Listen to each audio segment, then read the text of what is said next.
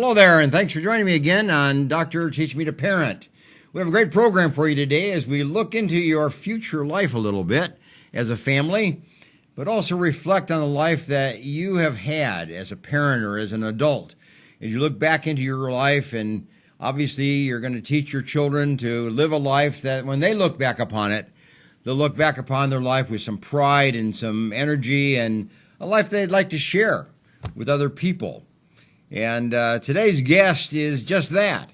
He's lived a life, he lived a full life, but a life that he's wanted to share with others. And you have shared your life with others in this book, Don't Die.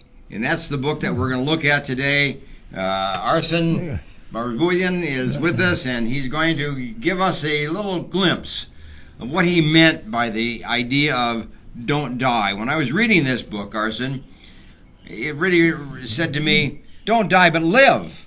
I mean, there's an option. I mean, you can live to die or you can live to live.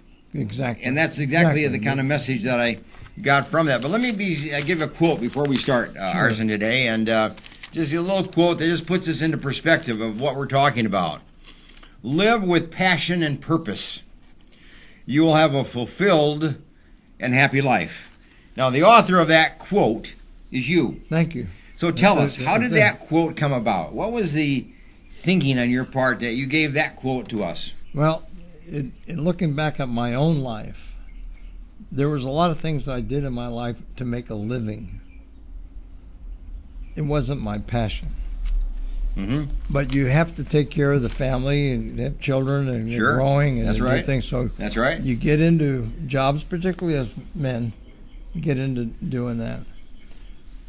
But once I retired and had a series of heart surgeries that could have ended my life, began to realize, gee, what did I really do with it? Sure. If life had ended on that operating table. That's right. What Well, if would you didn't happen? have passion, Yep. and if you didn't have purpose, you wouldn't have made it through those surgeries. No. Well, that's some great surgeons. Well, it does take great surgeons. I understand that. I Yeah. really have to give credit to. But it does take a heart, to God to do you know, that. that you want to live. And Yeah. you want to come through this, and you want to succeed in this operation, and you want to live beyond the operation and the surgeries that you had and so on. You know, but when I read your book, it wasn't just a heart surgery. It wasn't just a heart problem. You had a multitude of issues that you shared in this book, and you shared relatively openly, and I thought it was quite nice that you were able to kind of look at your life, some of the mistakes you made, some of the achievements you've had, many, many achievements. You've had some setbacks, but you know, you kept going forward. You kept learning from them, and you kept going forward, didn't you? I kept moving, and every failure was a lesson. Huh. Was a direction. It wasn't really a setback. It was a temporary setback. Temporary, I like that. But able to move forward with that, and all of it culminated into this story. Yes. And Yeah. many people told me, Arsen, you have to write a book. Mm-hmm. I said, well, what am I going to write a book about? Who am I to write a book? And they encouraged me. They kept doing it. They said, well, just tell your story. You've gone through so much. You've made such a transition Yeah, that's right. from where you were to where you Yeah. are today. At age 77, you can write a book. Mm-hmm. And so I sat down and Yeah. took about a year or so to put some thoughts It together. takes a year to write a book. Yeah, That's true. a year to. You know, when I read your book, here's the issue. I read the stories, but that wasn't important to me or as intriguing to me. What I read was what came after the story. That was what was important to me. What did you learn from it? Or how did you come out of it? How did you survive it? You know, what did you do next? Yes. You know, we all have problems. We all have mistakes. We all have errors. We all have setbacks. You know, most of us rise above it and move on. Some don't. But you did. You did time after time after time. So what was really important to me is kind of what you learned or you gleamed, what you benefited, how you enhanced your life after the event. Well, I have to acknowledge my faith in Christ that made a big change. Once I started to really understand His Word and listen to that, then all of those problems became stepping stones to keep moving and keep doing. Keep moving forward. And yeah. some of the really bad That's mistakes. That's the purpose of life. You want to keep adding life to your years, not just years to your life. That's right. Getting old is not an option. Yeah. Being old is. Yes. You know, when I read that, your book on this whole thing about, and I look at it from the point of view of a parent. I'm a parent, you're a parent. We have parents in our audience today. It's the idea, what do you tell kids? They have their little setbacks, they have little boyfriend, girlfriend breakups. They have a teacher that's pretty unreasonable and unfair. Kids have buddies and friends that are bullies and mistreat them. And, life isn't fair, isn't good. And you got this kid who's going through this experience. Just from what you've gone through, what do you tell a parent? Share your life with them. Understand what your life is. As a parent, I made some really big mistakes. Oh, we do. But through the grace of God and through some changes in my life, I now have a very good working relationship, a very good relationship with my children, and now my grandchildren. So many times as parents, we don't see that far advanced. No, we don't. As to what it's going to be like as a grandparent. And so you got a parent today with the view of 20 years ahead. Really the views of the future. And I think you have to teach that to children too. When they go through a setback, they're going to have a lot of setbacks in life. This is the first one maybe, or the major one, or the first major one they've had. But you have to help kids say, okay, we rise above it, we move on. There'll be other ones, you can handle those better later. But you have to just keep going. You can't just quit. You can't just quit school. You can't just not learn anymore. You can't just not attend and sleep through the school because you don't like that teacher. You have to rise above it and move on, don't you? You did. You do. And we see the epidemic that's going on in the country today. Yes. With teen suicides. Yes. Because they feel like that's quitting. They quit. That's quitting. They have to quit because they just can't see on past the mistake that they've made, or something like I was saying, a bully or somebody's pointing out something to them, but they have to keep going. I faced this fortunate with my own grandchildren to see that and sit down and talk to them. Say, God loves you. It's going to be okay. You have a little setback, so things tough. You think life is really tough at 18. That's right. It's just beginning. Yeah. I saw a kid in my office just yesterday, and he was going through a really tough time. He got some legal problems and had some health problems, and he's in trouble. There's no doubt about it. But when I listened to his story and I listened to him and learned about him, it just seemed to me I needed to say to him, you're going to get through this. And I think he will. I think he had the internal fortitude. I think he had the strength to get through it. I think he had opportunities. I think he had resources. He'll get through it. And I think sometimes we don't think that way. We'll never get through this. We'll always be scarred, through life. But, when you can look at what you're going through and then say, I'll get through it, there's hope there. You have to continually always have that hope and that faith. You do. Things are going to get better. And sure enough, they do. They do. In your book, you made reference to a man that I know, Tony Capolo. And he's a sociologist, right? And Tony Capolo is a speaker. He speaks all over the country, and he does a lot of survey research.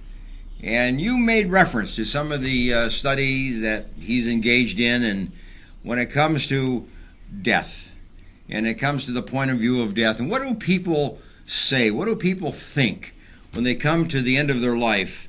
What are some of the thoughts that they focus on? And give us a little bit of history to that. Well, Anthony Campolo, I heard him speak the first time at the $1 Million Roundtable, and then I got his tapes, and one of on his tapes, he talks about a study that he had his students do. That's right. It's Southeastern University in Pennsylvania.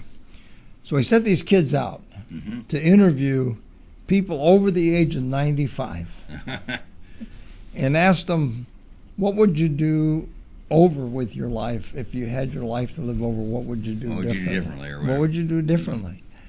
And he said there was a lot of different answers, but 3 of them really stood out. This that they put in the book. One is they take more risk. Take more risk in life. Go barefooted more often. Sometimes we see that we're so risk adverse in the family. Don't go here. Don't do this. Don't. Yeah, we're raised in a fear society. Many of us are raised in a fear family. And if your family is a fearful family, you're not going to take risks. No. Your whole life is going to be based upon, don't do that because you might get hurt. Right. Don't stand on that, you might fall. Don't do something bad's going to happen. So you don't take a risk. And then all of a sudden you lived your life and you've done very little. Very little. And you haven't enjoyed life because you haven't taken that risk of enjoyment.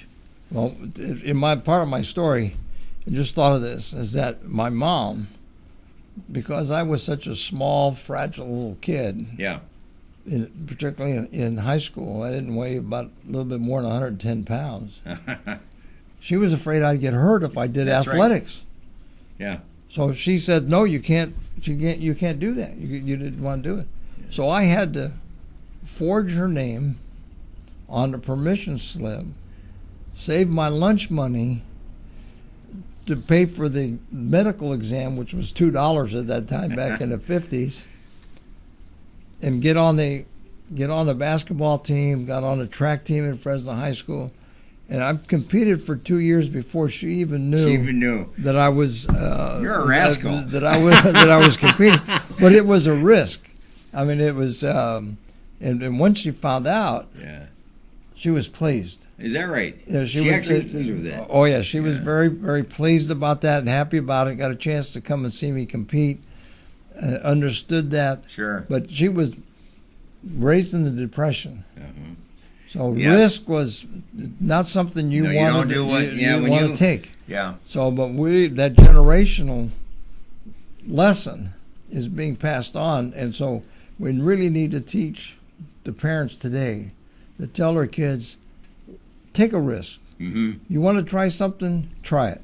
You fail, so what? There was a second finding that Campolo found in his study was having to do with reflection.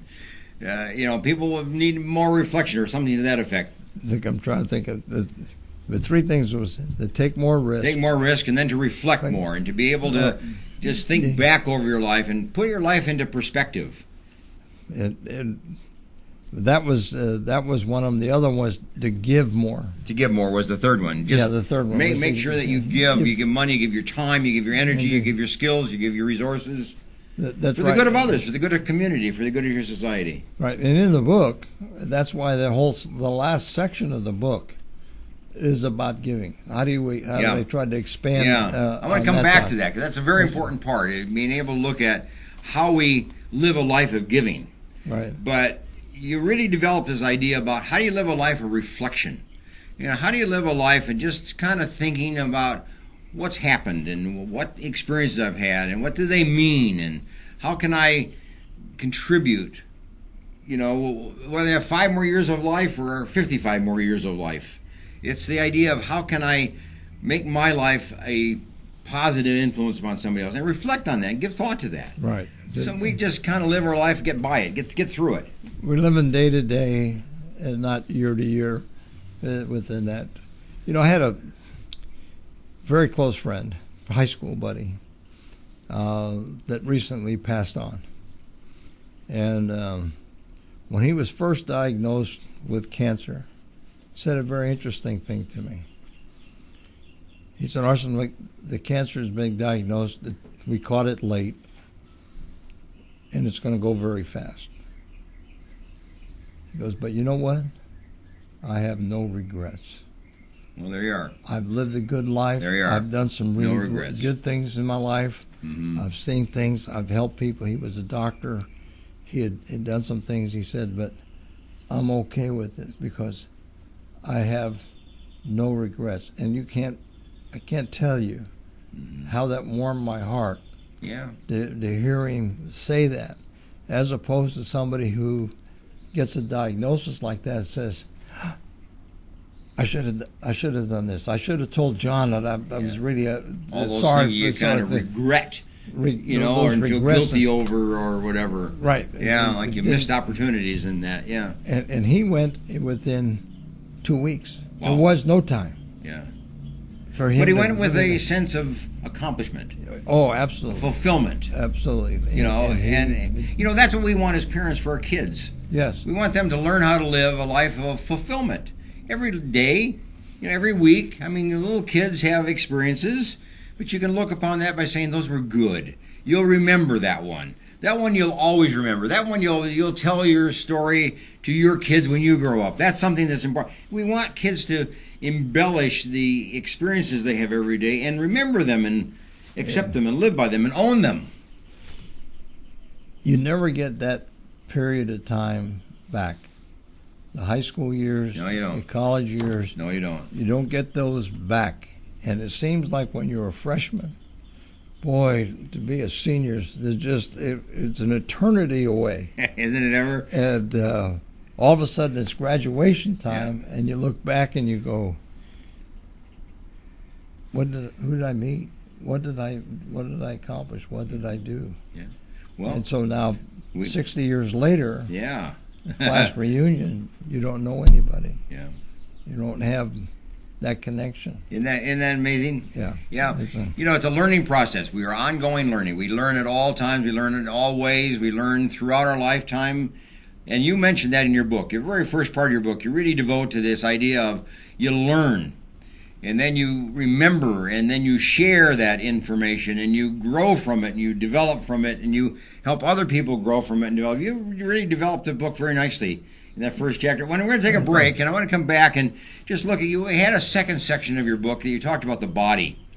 Keep your body moving, keep it healthy, keep it strong, because that's going to help you live not only long, but it's going to help you live well.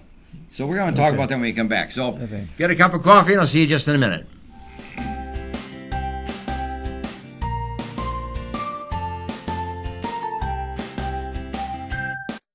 The Green Gables Care Home is a 24-hour assisted living facility for the elderly located in Clovis, California, offering spacious private and semi-private rooms which are wheelchair approved, catering to the special person in your life who needs attention and wants to live in a loving home environment. The Green Gables Care Home has assisted living in secured homes for elderly with Alzheimer's, memory loss, and for your loved ones needing assistance with their activities of daily living. Call 559-297-9438 and visit greengablescarehome.com. Sometimes good intentions hurt rather than help.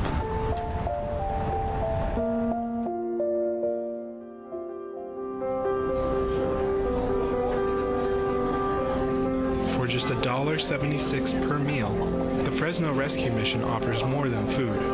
We offer hope. Please donate today. Do you need a locksmith? Layman's Lock and Safe Service and Repair is available for you. 559-228-1805. Gained a lot, learned a lot, and got a lot of love. If it weren't for the knowledge that I had gained from the classes at PCC, I probably wouldn't be the mom I am today. See, there it goes. I would love you to meet my son, Aaron. My situation was very difficult. I didn't know how my life was going to turn out. We graduated in June 2010, and we got married in July. And through family, the Pregnancy Care Center changed our lives. The Pregnancy Care Center was a huge, vital part in helping me walk through that pregnancy, in educating me and loving on me during that time.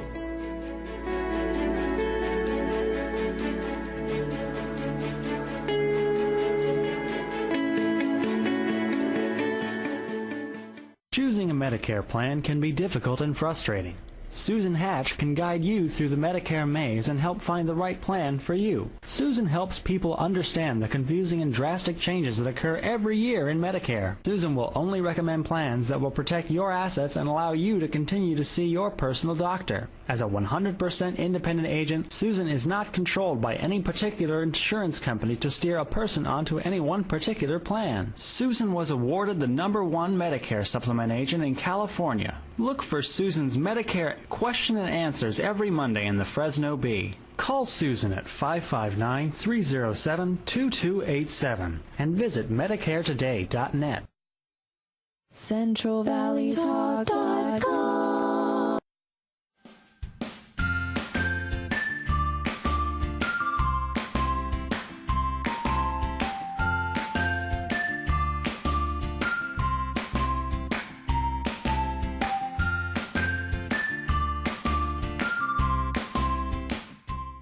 Okay, welcome back to Dr. Teach Me to Parent, and we're talking today to the author of this very nice little book and very profound book, actually. Thank you, Allan. Don't Die, which is kind of a funny title in a way, because there's something we don't have control over. We are going to die, Arsen. I guess you know that. That's right. But I think you went on to talk about it's important not to die before you die, but to live That's good. I like your that. life before you die.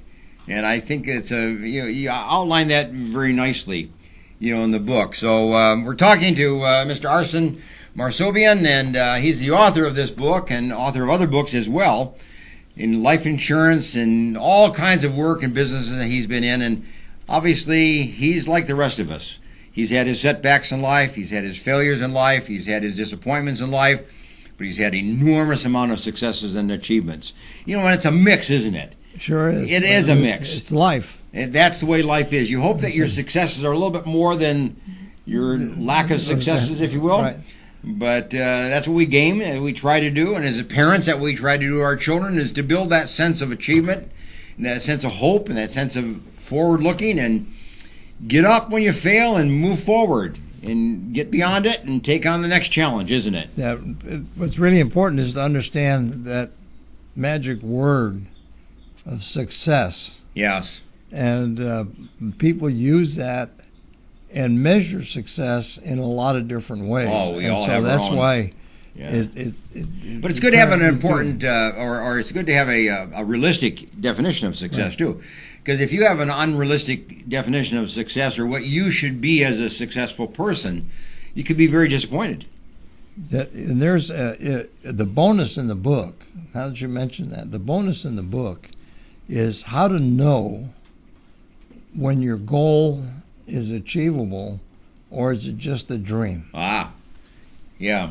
That's never going to happen. Mm-hmm. So there's the questions in there to follow that will help people get to the point of understanding, is this really a goal that's going to be achievable or is it a dream? And if you come down to the point to say it's just a dream, throw the paper away and get a new goal. In your book, you divided it into 3 sections. We talked about the mind a while ago, and you went on to another section called the body. But you really talked about this idea about a predetermined, worthwhile goal. That's a different idea. I hadn't heard that phrase before, and I think you captured a very interesting concept or various idea for all of us. It's a goal that's predetermined, but it's also worthwhile. But it's got to be worthwhile to yourself and to others, I assume. Yes. What do you mean by when you came up with that phrase? I got to tell you, that came from Earl Nightingale. I see. Okay. And when I was in my 30s, a little nurse, yeah, I had got involved in studying the dynamics of personal motivation and got into self-help cassette tapes at that time. Well, the kids don't know what that is now. Cassette I know what they are, sure. But so I would listen to these tapes all the time, and Earl Nightingale had a series. And so it was Greatest Secrets. And in there was a great quote. And when I first heard it, I went, this is unbelievable. That success is not just getting that job or doing it. Yeah. It is the daily progression towards a predetermined, worthwhile goal. The job is the kind of to get you there. It's a means to the end. Yes. It's not the end in itself. I think that's kind of what you were saying in the book, is that it's the goal beyond today. Yes. It's the goal beyond going to work today. Yeah. In the tape, one of the things he says, a guy sleeping on a park bench, or in our vernacular today, a homeless person who has a dream and acts on that dream a little bit every day is just as successful as the person who is in the corporate office. And I'll give you an example of that is Tyler Perry. Tell me. The great movie producer. We know him now as a big star, one of the biggest names in Hollywood. He was homeless. Huh. And he had a dream to be a playwright and to do plays. But nobody would buy him. Nobody would do anything. So he was tried over and over again, and nobody did it. So he said, "Sure, I'll produce it myself." So now, and he did. And then that made him. He made him who he is become today. who he is. But he worked every day on that goal and that dream. He moved a little closer, made another phone call, talked to another person, write another script, put another thing done. He was just as successful at the beginning of that process than he is today. But that seems to me that's a role of the parent in a way in the life of a child. Is just to say today, just do something. Yeah. Just do something that will move you in the direction of a goal. You want to be, a movie star, or you want to be in dancing, you want to be an athlete. Just do something today that will move you one step in the direction of that. We often think about these big steps. That's not frequently done. No. It's the small little steps that get you to the goal. Yes, absolutely. It's those intermediate goals, intermediate steps. But you use the word meaningful. Yes, worthwhile. Worthwhile. Okay. Worthwhile goal is it has to be something really meaningful and worthwhile to who? Yourself or to society or both. It has to be depending on what the goal is. It could be to yourself. My goal right now is to continue to lose weight, continue to get healthier, to be able to strengthen my heart, to be able to keep going with my life, looking forward to my great-grandchildren, things like that. So every day when I get up and I go to the gym, that's a step towards that ultimate better health. Better goal. That's what it is. So those things change, but it has to be a worthwhile goal. But that relates to purpose, doesn't it? Yeah. I mean, goal is always related to purpose. You have a purpose in life, and a goal is just a kind of a way to define it or a way to identify it. Yes. But it's ultimately the purpose for your life, purpose for getting up in the morning, the purpose of, and that's why as a parent we try to do with our kids. We try to help them see a purpose in their life. Yeah, help them understand where they're going. What are they living for, and why are they getting up every morning, and why are they going to school, and why are they taking these classes, and why they're struggling, and why they had this defeat in life, and what it's going to do to them. I spoke a few weeks ago to the intermediate school at Sanger High School. And it was interesting for me to watch the reaction to the kids as well. Tell us about that. It was a career day. Probably somebody asked me who knew me and asked me to come and speak. So in preparation of that, for career day, for a guy that's 84 years old and retired and had a lot of different jobs, I didn't know what to actually focus on. I was not a fireman. You got a lot of things to focus on, but what are you going to focus on? What am I going to focus on? So I focused on the whole idea about success and about how to be successful on a job, what to do with that. And they were so receptive to that message. I was blown away. What were some of the things that you included in your list? And maybe you go through the whole list, but 3, 4, 5 of them. What were some of the things you really focused that would help a kid think that he can be successful if he just does these things? Show up on time. Show up on time. Get the class on time. Get to school on time. Don't be late. Be ready when you get dressed to go to school to learn. Be prepared for the job. Overachieve in every task. So as a student, you want to do more. If the paper is one paper, maybe you can do 2 papers on it. A little bit more that you want to do. How Just can you stretch make it a life little bit by just adding a little bit more add more to the entire than was room? required?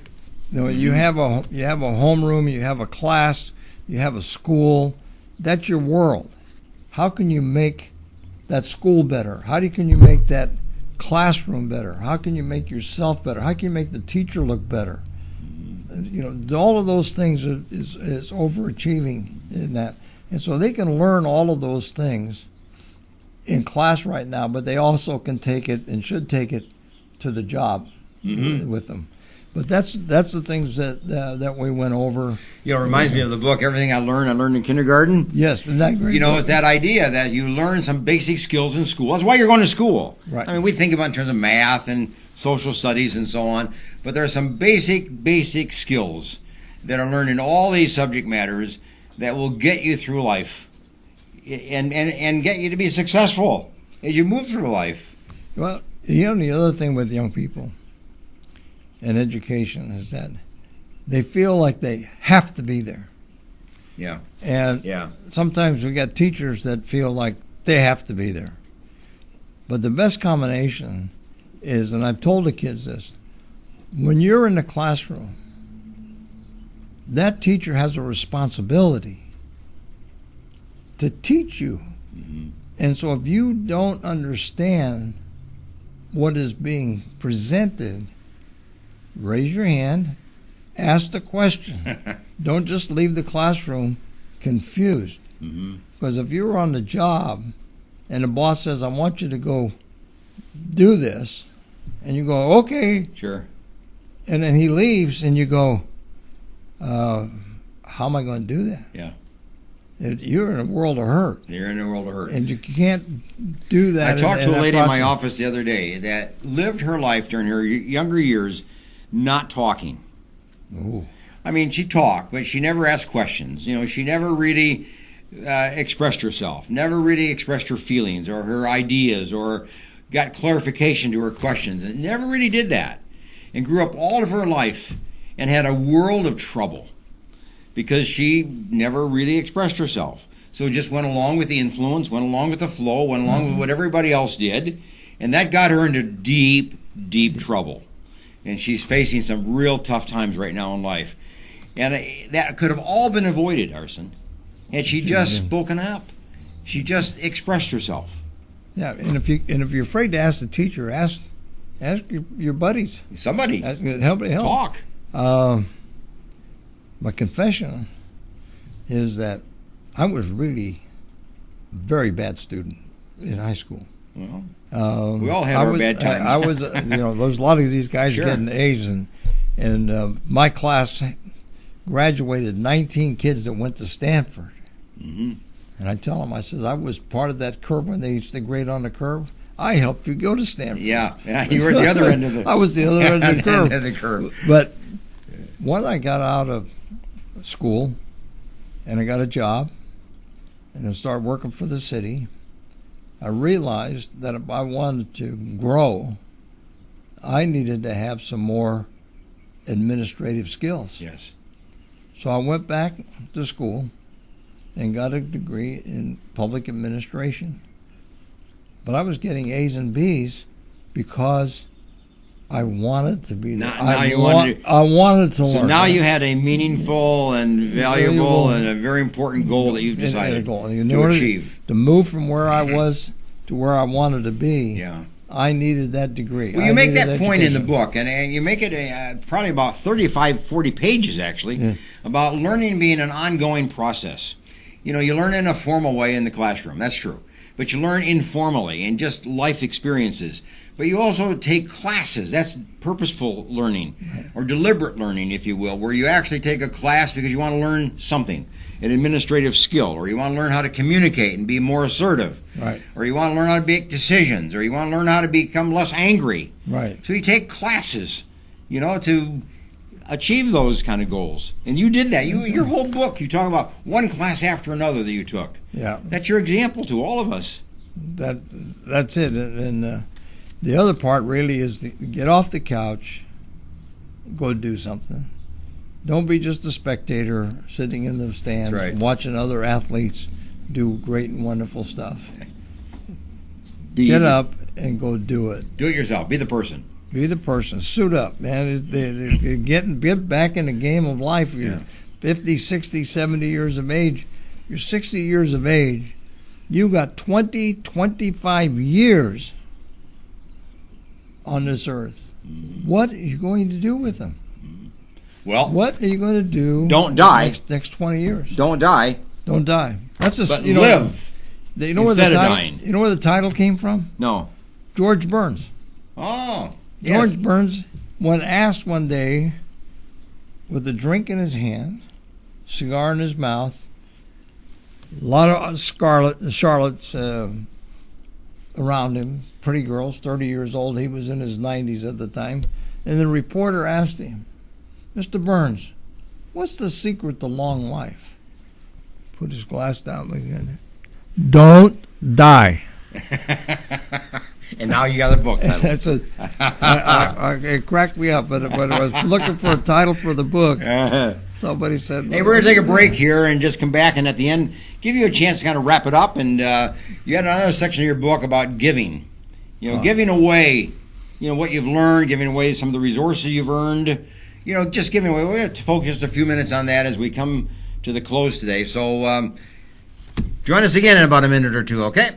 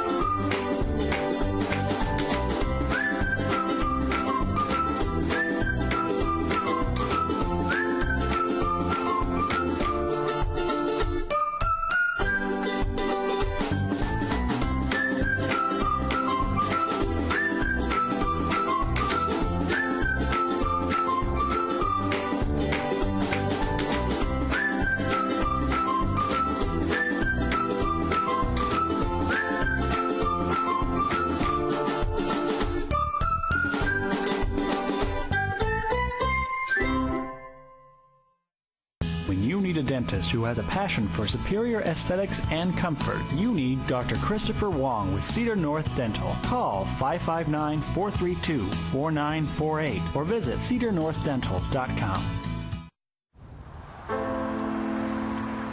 Hey! Trying to close the club. Tanya, come here. At Boys and Girls Clubs, it's not just about trying new things. Kitchen in my hometown. It's not about learning the right steps. 4 or making contact. 5, 6, 7, 8. It's not about exploring the future. It's about helping them build it. It's about taking steps to greatness. About making a connection. It's about proving every kid and teen has what it takes. It's about people in our clubs who bring out the greatness in every kid who enters our doors. It's not just about being on stage. It's about walking across it. Great futures start here, and here, and here. Sat7 is a Christian media network that uses uncensored satellite television to broadcast across the Middle East and North Africa, and is also available globally online.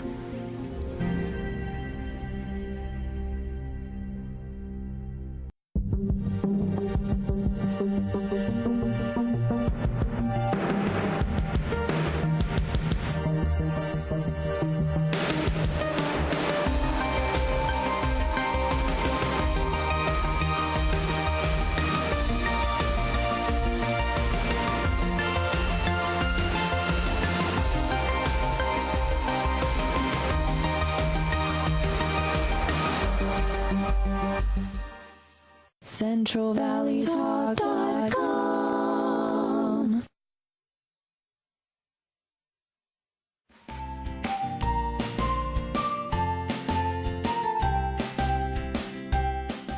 Okay, welcome back to Teach Me to Parent.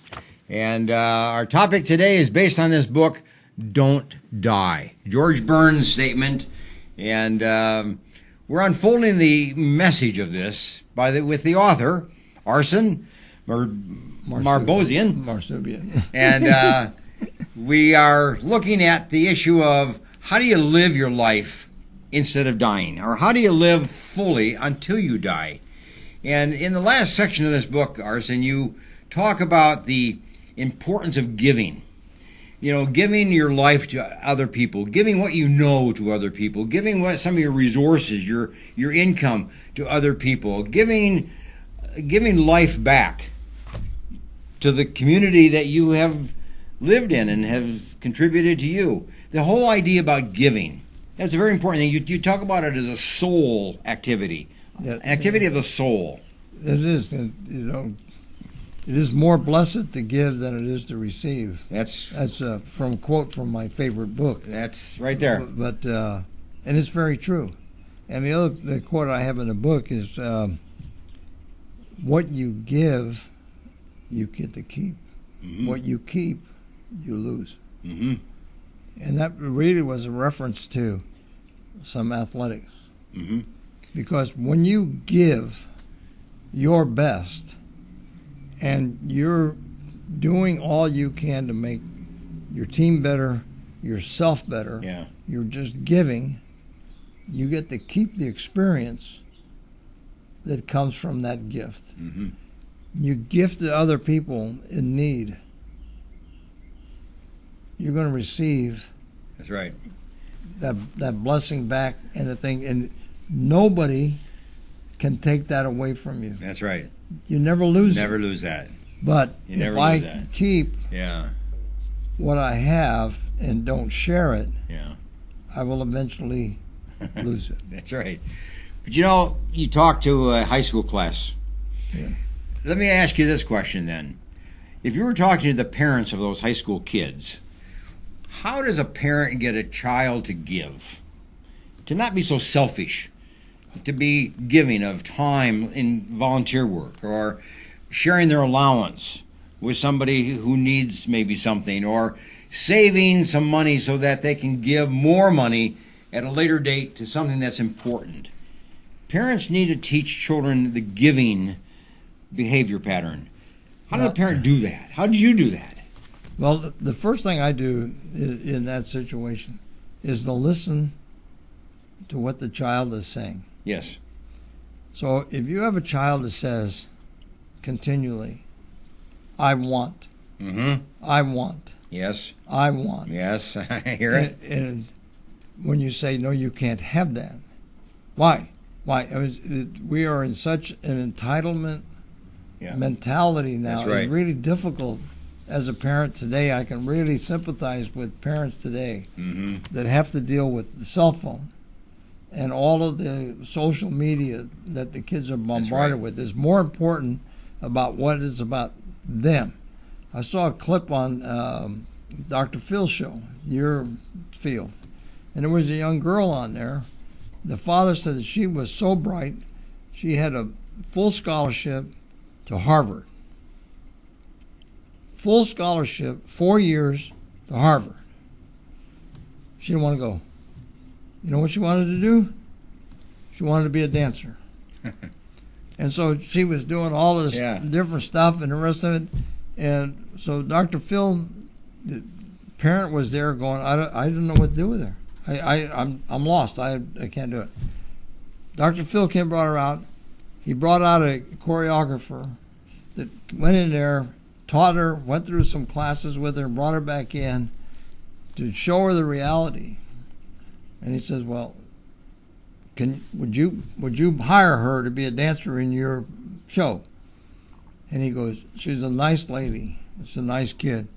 But I have 100 of them sitting in the audience with 20 years of experience in dancing that'll never get on a stage.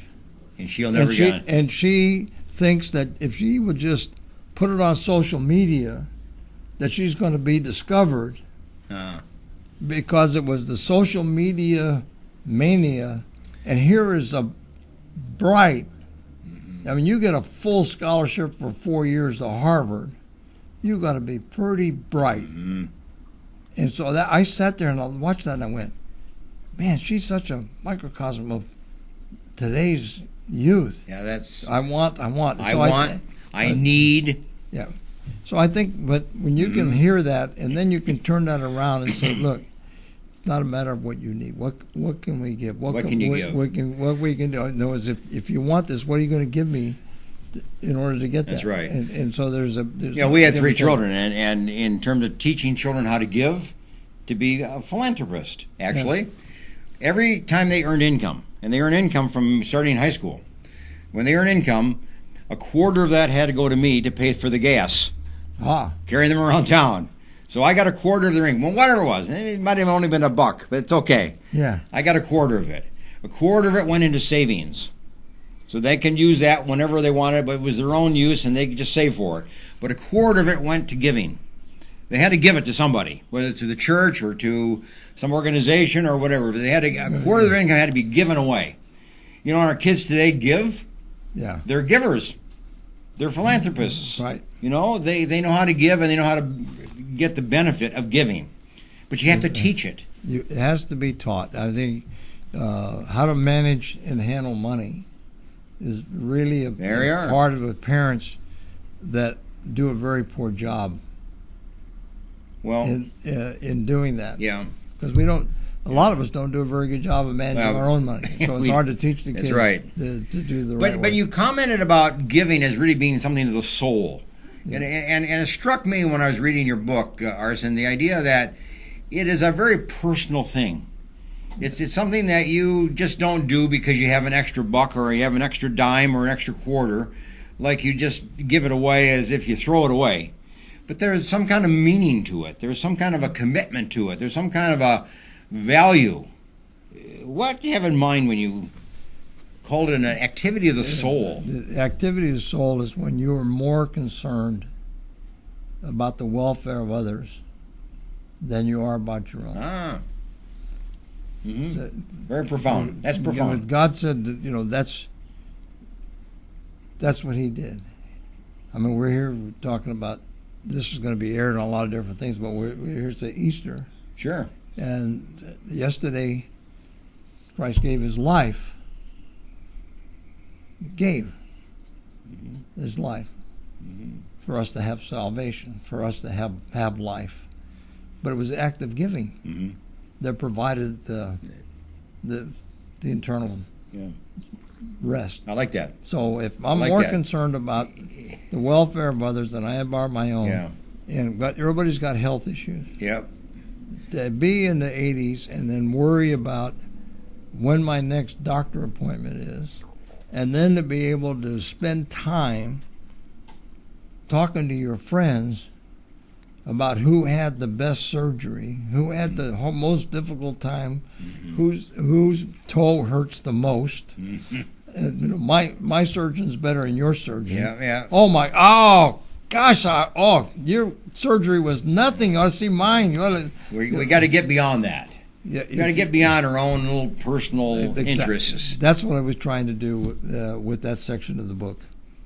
So you really want people to give. Yes. And in many different ways, they can give. Yes. And it's not just a little act of throwing away your discards or the things that are tattered and torn and now can't be used anymore, they don't fit anymore. But giving something that is of value, that has value for another person.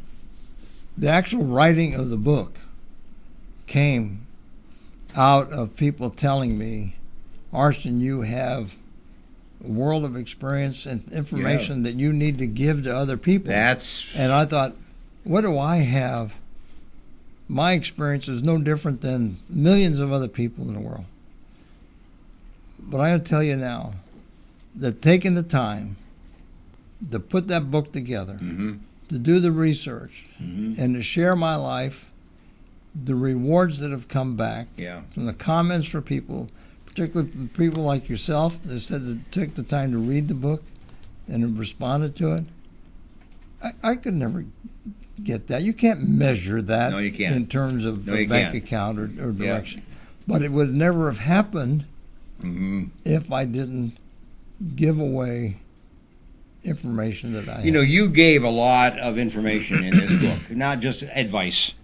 You know, there's advice here for parents, how to better parent your kids and how to live better in a marriage and how to live better in a family. You gave a lot of good stuff when it came to that, but you also shared your life a little bit too. That's what I mean by giving. Yeah. You shared some very deep disappointments. Here you were appointed as executive to a foundation, and then within a year, Gone. they take a walk. I mean, that's got to be a tough experience but you decided to not just go off in the corner and hide. You offered to stay with that organization and make them successful, even though you were no longer the executive director of that organization. Right. I mean, that's a big man. Well, You're a big man to do that. I had a friend who helped me through that. Well, we usually do. Somebody came We through and usually said, do. "No," and I'm so glad that it was the continued giving Mm-hmm. that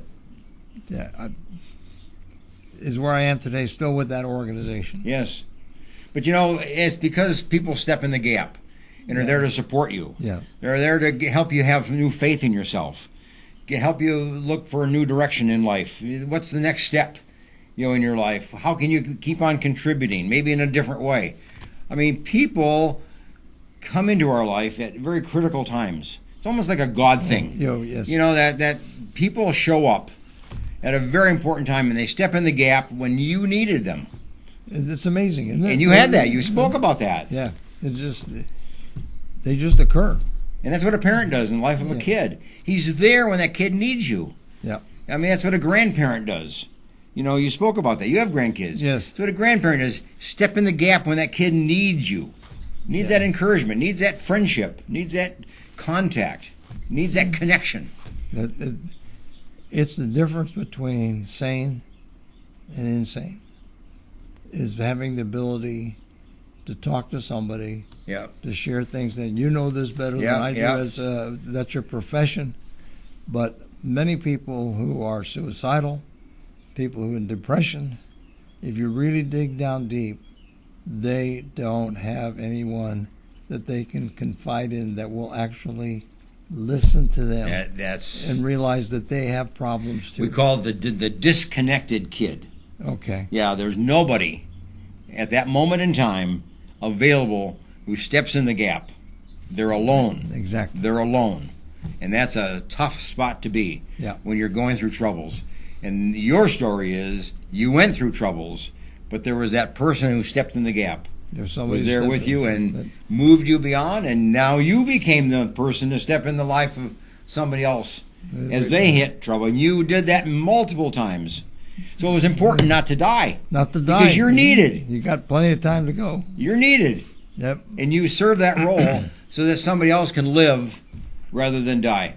I hope so. The book would do that. Okay, I have a quote for us. I want you to comment about this. All right. Because you're the author of this quote, okay? Okay. I took this from the book. You're the author of it. It says this: would you rather look back on your life and say, I'm glad I did, or look back on your life and say, I wish I had? What do you mean by that? I meant that when it comes down to the end, relationships are going to be the most important things. And what you've done with your life is going to be put in there. I mean, that's the measure There we are. of what it is. And so you want to get to a point where you're laying on your deathbed and thinking about all of the things that I wish I had done when you had the opportunity to do them and you didn't do them. There you are. Now, there are many things that people would like to do, don't get the opportunity to do it. That's one thing. But if you have an opportunity to do something that you really want to do, Yes. make a difference in somebody's life, offer some help, be there, write a book, read a book, talk to somebody, and you didn't do it, that opportunity will never come back. No. So you have to live your life in that manner. Arsen, you're profound. Thank you. Thank you. Arsen Marsoobian, the author of this book, Don't Die. Pick it up on Amazon. Yes, and, at Amazon.com/author/ ARSENSM. So, and all lowercase. It'll take you right to all of my books. It'll take you understanding about who I am and a little biography as well. And it's on the screen in front of you, so that way people can read a little bit more about you and get a little bit more feel for the experiences you've had and what you have to share. Appreciate that. But thank you for joining us today. This is a good topic, and I think parents need just to look beyond and to be able to say, my job as a parent is to help my family, to help my kids not die early, but to live fully. Correct. That's the emphasis, isn't it? Yes, it is. And give those experiences. Yes. Nice to have you with us. Thank you. Bye for now. Thanks for having me.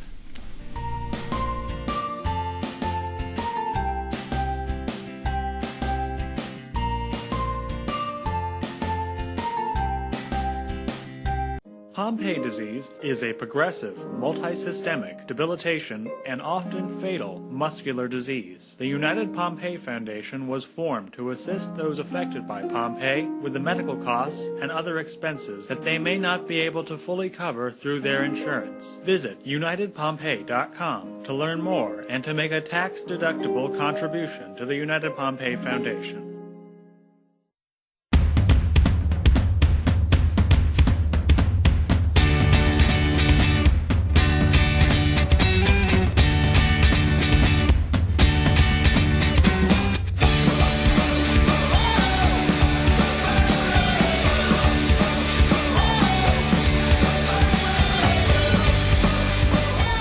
When I set foot on the campus to come visit it, I was struck by how open and how welcoming the students and the professors were. Coming to Gordon was like coming home. I think intentional community is what Jesus modeled with his disciples, and Gordon has really fostered a good place for intentional community to happen. Gordon is a place where you can meet people from all over the world and hear their stories. I meet a lot of different people who are shaping who I am today. Gordon seeks to graduate men and women of character, of leadership, and the world is the place where Gordon students belong. Choosing to go to Gordon was, I think, one of the best decisions I've made in my life. I expect to be changed.